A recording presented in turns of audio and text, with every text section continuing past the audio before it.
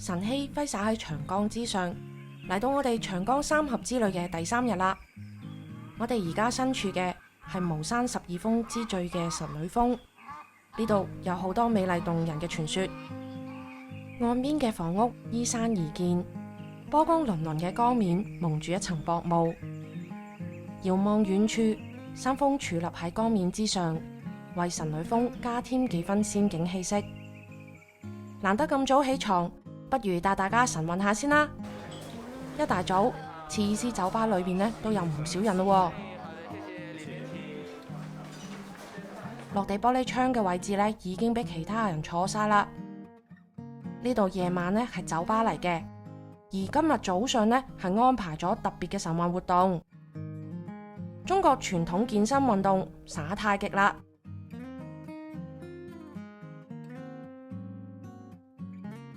仲設有小食台，未食早餐嘅可以食翻少少嘢填下肚先喎。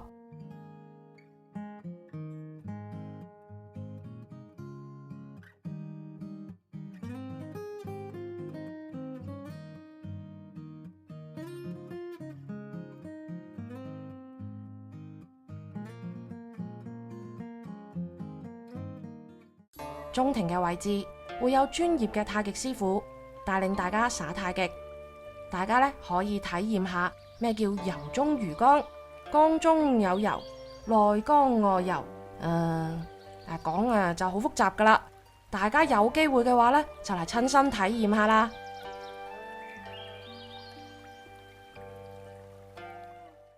做完晨運，整理下就準備出發我哋早上嘅行程啦。由於船上邊嘅團隊眾多，世紀榮譽號呢亦都好細心咁將團隊分組信息用電子版呢顯示出嚟，真係好貼心噶。出發之前，大家呢就喺餐廳集合，而我哋嘅郵輪經理就會先同我哋講下今日嘅行程，同埋講下關於三峽嘅故事，真係未出發先興奮啊！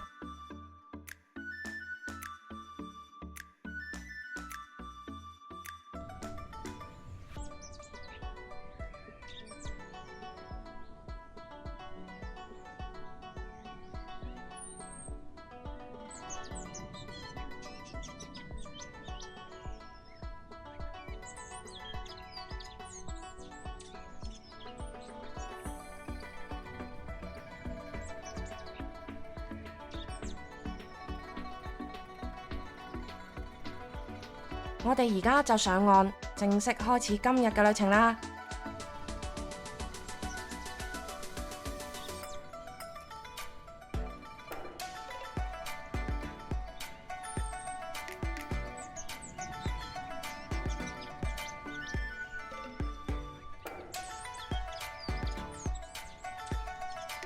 我哋將會登上當地嘅特色遊船，遊覽神女溪。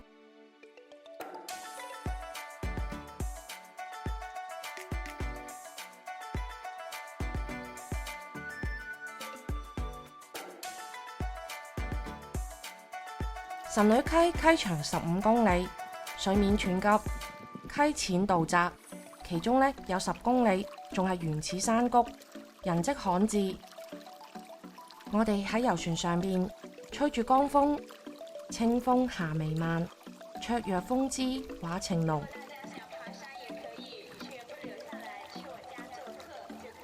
聽住當地領隊呢為我哋介紹神女峰嘅神話故事。相傳王母娘娘個女瑤姬當年下凡為大禹治水，然後化身為石頭，為所有嘅船隻保平安。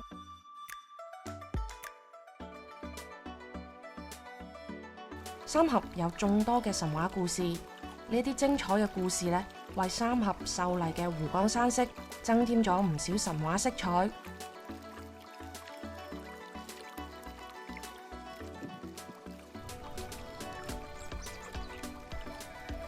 所有嘅領隊呢都係當地嘅土著居民，佢哋呢仲安排咗特色嘅山歌表演添。你喊啥字兒嘛？我給你送一對玉鐲子兒嘛。我要你對玉鐲子兒幹啥字兒嘛？戴在腕手上啊，哎，有好看的。好嘛。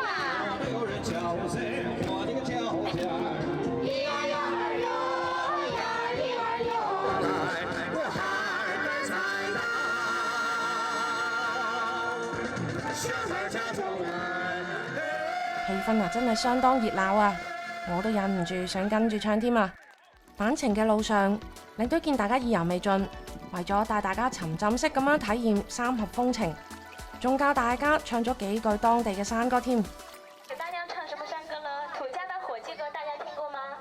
伙伴的伙，計劃的計，名字叫火雞。就是當我唱火雞的時候呢，我們船上所有的朋友就跟着我唱一句火雞就好啦。我們先試一下哈，火雞，火雞。很好，你們的早飯都還吃得挺飽哈。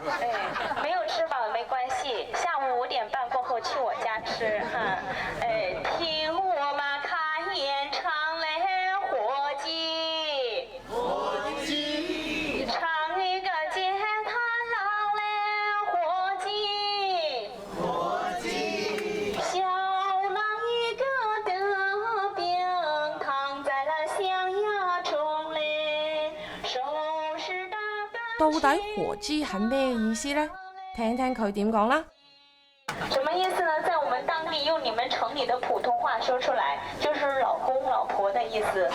我們這裏叫火雞哈。你們今天帶了火雞沒有啊？帶了嗎？帶了。帶了，你的火雞在哪兒啊？我的火雞。在火雞哈。大伙在一起，時間長就叫老火雞。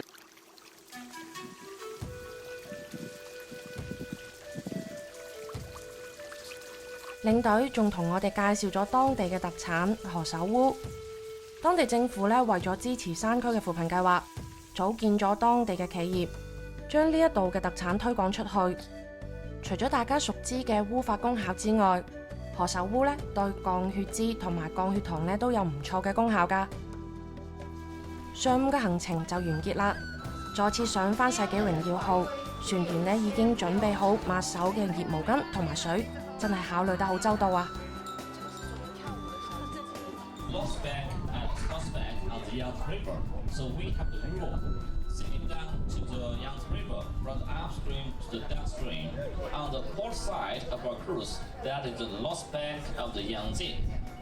我哋嘅陳經理又再出現啦！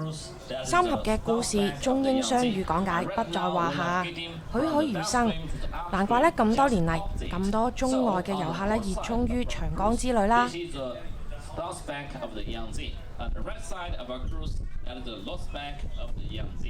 由於這個三峽的工程的修建、水位的提升，所以很多古山島是永遠的只能吹在我們的江底之下。只有當水位再次下降的時候呢，我們的古山島才會露出它們真正的芳容。世紀榮耀號緩緩前進，兩岸拔地而起嘅山峰俊俏秀麗。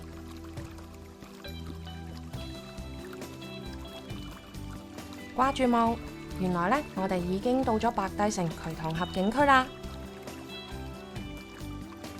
三峽裏邊，渠塘峽最短，只有短短嘅8公里，西起奉節白帝，東藝巫山大溪鎮。係三峽裏面最宏偉嘅一段，兩岸魚峭，岩壁就高聳。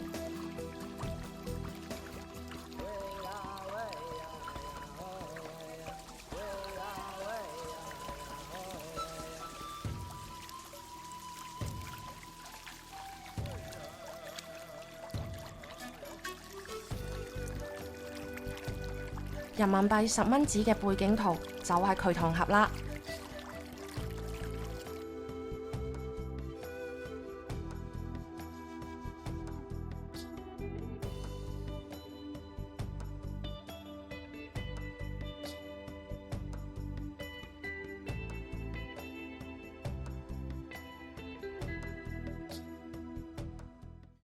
大家睇下呢度就係10蚊人民幣嘅背後景色啦，大家睇下似唔似？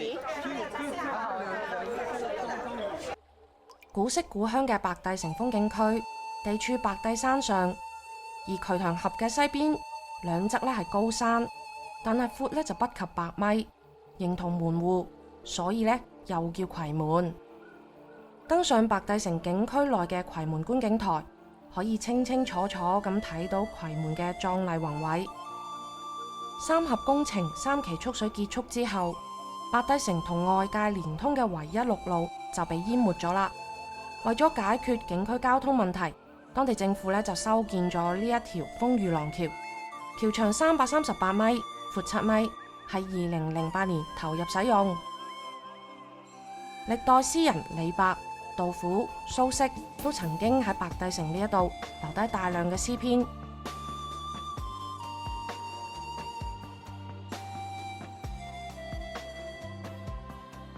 喺度舉辦中國詩詞大會，相信參賽選手都可以發揮得更加出色喎。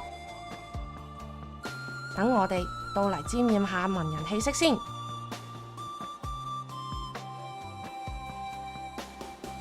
忠義廣場嘅正前方矗立嘅係諸葛亮銅像。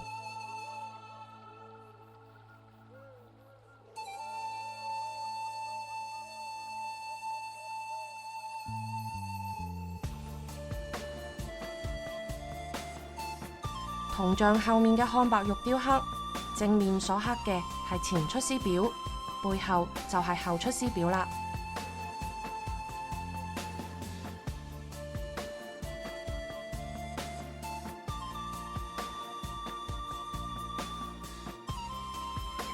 前面嘅前山梯道一共288級，行上山頂就係白帝廟。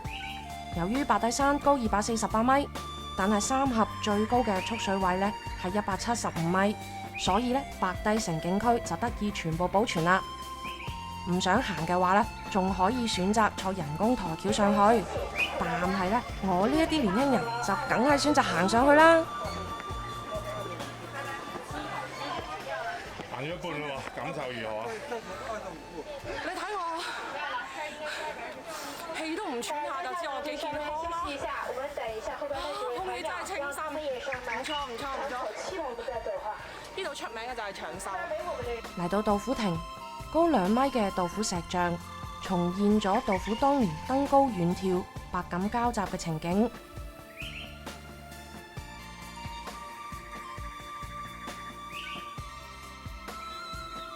終於上到嚟山頂，興奮嘅睇嚟唔止我哋喎。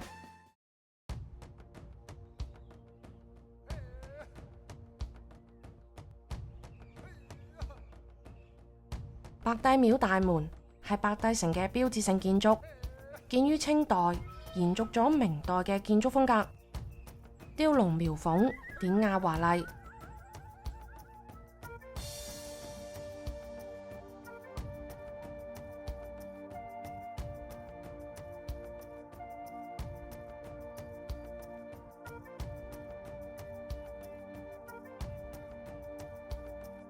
步入明良殿，呢一度係白帝廟嘅正殿，面積大概有200平方米。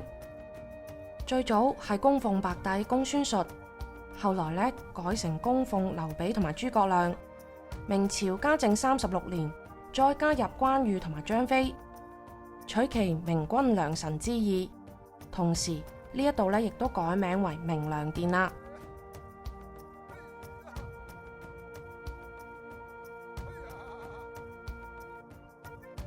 武將廳裏面展出嘅10位大將係三國時代嘅名角，如雷貫耳。熟為人知嘅有關羽、張飛、趙雲、馬超、黃忠等等。諸葛亮生前被封為武鄉侯，死後就被追封為忠武侯，所以歷史上面凡係紀念諸葛亮嘅寺廟都係叫武后祠。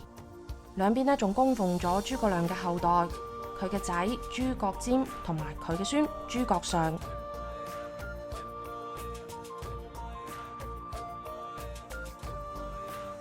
古色古香嘅白帝城，居然有一座西式建築。呢一棟係白樓，建於1913年，但係由於當時戰事緊迫，未曾完工，一直到1918年先至再度修葺。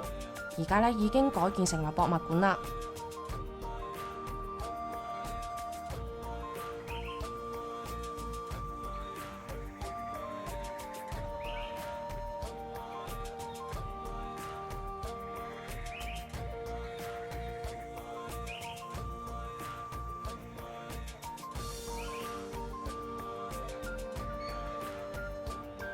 經過矗立樓宇石像嘅竹之園，嚟到懸棺廳。懸棺顧名思義呢，就係將過身之後嘅人嘅棺木葬喺人跡罕見嘅懸崖裂縫之中。呢一個風俗呢，已經有2000幾年嘅歷史。至於當時嘅人係點樣將呢啲棺木掛上去懸崖峭壁之上，至今呢，仲一直係一個不解之謎。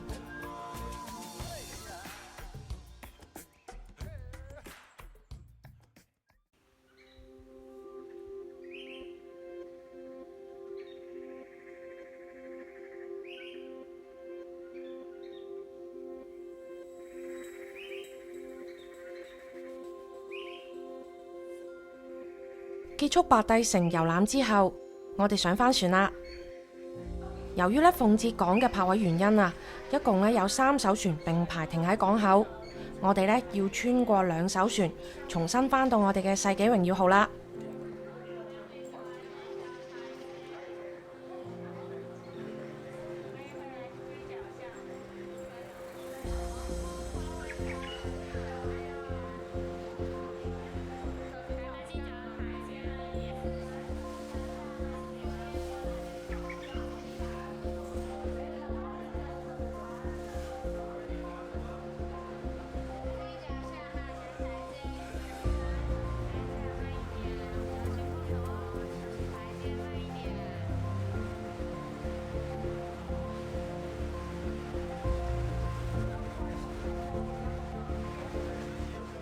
我哋今日嘅 excursion 就結束啦，不過返上船之後，仲有節目等住我哋喎。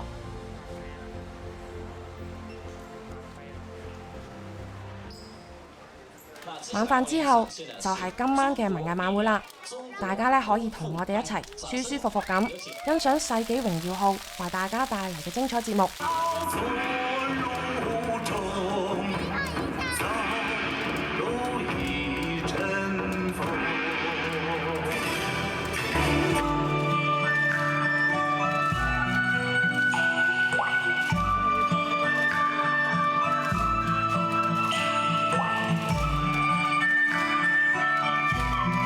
有没有自告奋勇走上舞台的贵宾？3位男性贵宾啊！这个小朋友18年之後，你還是一條好漢啊！18年之後 ，18 years later，OK。當然唔少得嘅，就係同乘客互動、玩遊戲、派獎品環節啦。Please shake your body just like this. Left, right, left, right. All right.